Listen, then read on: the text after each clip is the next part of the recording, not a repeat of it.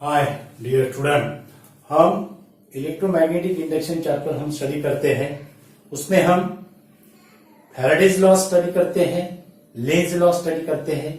Faraday's laws का जो second जो लॉज है, it is related to magnitude of the induce EMF. Means whenever there is a change in magnetic flux, first law है the induce EMF produce in the coil and magnitude of the induce EMF it is equal to rate of change of magnetic flux direction, जो है Lenz law से denote करते हैं।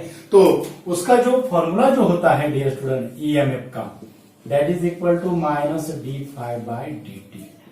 यह हमें पता है, यह हमें पता है।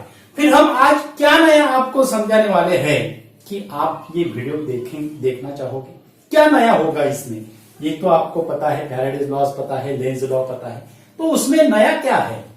हम आज आपको क्या नया पढ़ाने वाले हैं, तो हम आपको पढ़ाने वाले हैं determination of the induced EMF, that is the production of the different method for the production of induced EMF.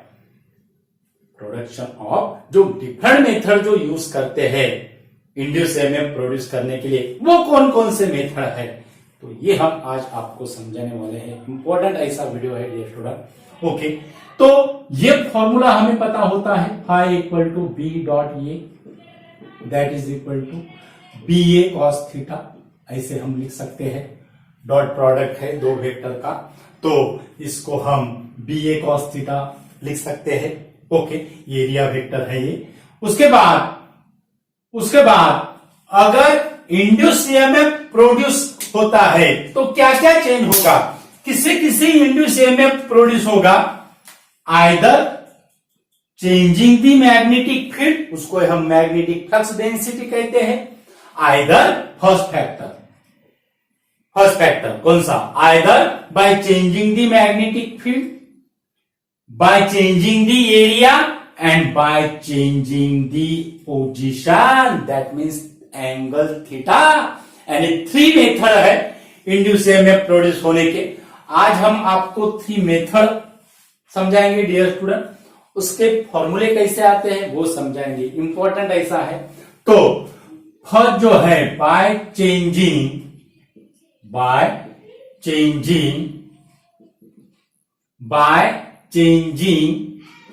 B, only B, by changing B alone लिख सकते हैं आप यहां पे, बाय चेंजिंग बी अलोन, यानी एरिया और theta को हमें कांस्टेंट रखना पड़ेगा। एरिया अगर चेंज किया तो बी और थीटा को कांस्टेंट रखना पड़ेगा, और थीटा अगर चेंज किया तो बी और ये कांस्टेंट रहेगा। बहुत इंपॉर्टेंट ऐसा है dear student, by changing B alone. तो इसका फॉर्मूला कैसा होगा, EMF that is equal to minus ये cos theta dB by dt हो गया, बाय चेंजिंग बी अलोन। तो क्या होगा, फॉर्मूला क्या होगा, इंपॉर्टेंट ऐसे फॉर्मूले हैं डियर स्टूडेंट न्यूमेरिकल के पॉइंट ऑफ व्यू से। तो by changing B alone EMF that is equal to minus A cos theta dB by dt। ये होगा हमारा फर्स्ट मेथड का फर्स्ट फॉर्मूला। उसके बाद सेकंड मेथड क्या होगी, सेकंड मेथड बाय चेंजिंग ये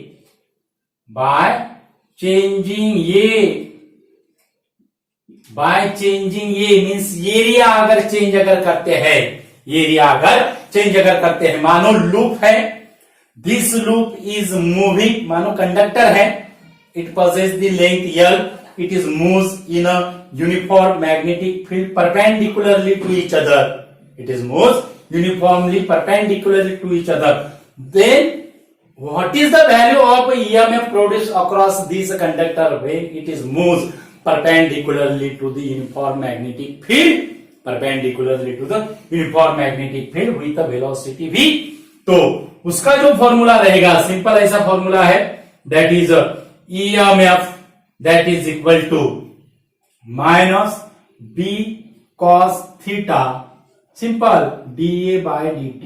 बहुत इजी ऐसा फॉर्मूले है dear student, minus b cos theta complete b cos थीटा minus b cos theta dA by dt। Minus B cos theta D A by D T, EMF that is equal to minus B cos theta D A by D T. और conductor अगर move होता है possess the length L moving with the velocity V, then maximum EMF produced across the ends of the conductor। Objective में question आ सकते हैं dear student, maximum EMF produced across the conductor when it is moves in a uniform magnetic field perpendicularly, then EMF that is equal to BLV। ये हमें पता है dear student, ये हमें पता है। अगर एरिया का कन्वर्शन हमने लेंथ इनटू ब्रेथ में किया है तो dx बाय dt यानी हमें क्या मिलेगा, v मिलेगा। ओके, तो लेंथ और dx by dt that means BLV मिलेगा, मैक्सिमम EMF प्रोड्यूस। तो ये हो गए हमारे दो फॉर्मूले। अब थर्ड जो है, third method by changing theta, by changing theta. तो अब बी और ए को हमें कांस्टेंट रखना पड़ेगा, तो फॉर्मूला कैसा होगा, EMF that is equal to minus d cos theta B A, minus d cos theta B A. मानो ये अगर लूप है, ये नॉर्थ पोल हो गया, ये साउथ पोल हो गया, और ये जो लूप है, this loop is rotated around its axis with angular velocity omega, in uniform magnetic field. Then what is the value of, इसको हम कॉइल भी कह सकते हैं। नंबर ऑफ टर्न्स जो रहेगी कॉइल की वो n रहेंगे। लूप है, कॉइल है, नंबर ऑफ टर्न्स है कॉइल के। It is rotated in a uniform magnetic field with angular velocity omega. Then what is the value of EMF produce across the coil.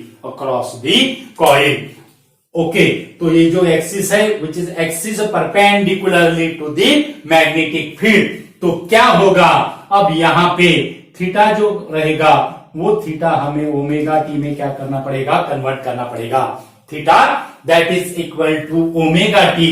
तो ये जो फॉर्मूला होगा वो फॉर्मूला कैसा होगा, दैट इज इक्वल टू, यहां पे हम नंबर ऑफ टर्न्स को n से मल्टीप्लीकेशन करते हैं, तो minus D T cos omega T into यान ये B, minus D T cos omega T into N A B. अब कॉस ओमेगा टी का डिफरेंशिएशन क्या होता है, minus sine omega T into omega होता है। तो ये जो डी टी रहेगा, डिफरेंशिएशन अगर किया तो ये माइनस साइन और वो माइनस साइन प्लस होगा, यानी हमें फाइनल इक्वेशन जो मिलेगा इसका, that is equal to EMF that is equal to क्या मिलेगा, ओमेगा यन ये पी, ओमेगा यन ये P sine omega T, omega N ये B sine omega T, omega N ये बी साइन ओमेगा टी। और ओमेगा यन ये B, omega constant है, N number of turns constant है, area constant है, B constant है। तो ये जो है omega N A B, it is the constant value and it is the maximum value of the EMF। इसको हम ऐसे डिनोट करते हैं dear student, E0 sine omega T. Induced EMF produce across the coil when it is rotated around its own axis with angular velocity omega in a uniform magnetic field। तीन method से हम क्या कर सकते हैं, फिर इंड्यूस EMF क्या कर सकते हैं, प्रोड्यूस कर सकते हैं, E equal to E0 sine omega T. Okay, तो कॉइल का जो रेट होता है डियर स्टूडेंट, कॉइल का जो रेट होता है वो रेट रिवॉल्यूशन पर मिनट में होता है। It is denoted by revolution per minute. Rate of the rotation of the coil, it is generally it is denoted by revolution per minute। अब revolution per minute का अगर हमें radian per second में अगर करना है, रिवॉल्यूशन पर मिनट का अगर हमें रेडियन पर सेकंड में अगर करना है तो हमें कौन सा कन्वर्शन फैक्टर यूज करना पड़ेगा? इंपॉर्टेंट ऐसा रिलेशन है dear student. Revolution per minute is converted into radian per second, which is the conversion factor? बहुत सिंपल ऐसा है, वन रिवॉल्यूशन अगर कंप्लीट अगर करना है, वन रिवॉल्यूशन अगर कंप्लीट अगर करना है तो वन रिवॉल्यूशन के रेडियन होते हैं 2 पाई रेडियन। कितना होगा? वन रिवॉल्यूशन के रेडियन कितना होगा? 2 पाई रेडियन होगा। और मिनट के सेकंड अगर करना है तो वो हो जाएंगे डियर स्टूडेंट 60 सेकंड। वो कितने हो जाएंगे? 60 सेकंड। एंड यहां पे one revolution per minute that is equal to pi by 30 radian per second. Important ऐसा फॉर्मूला है, रिलेशन है।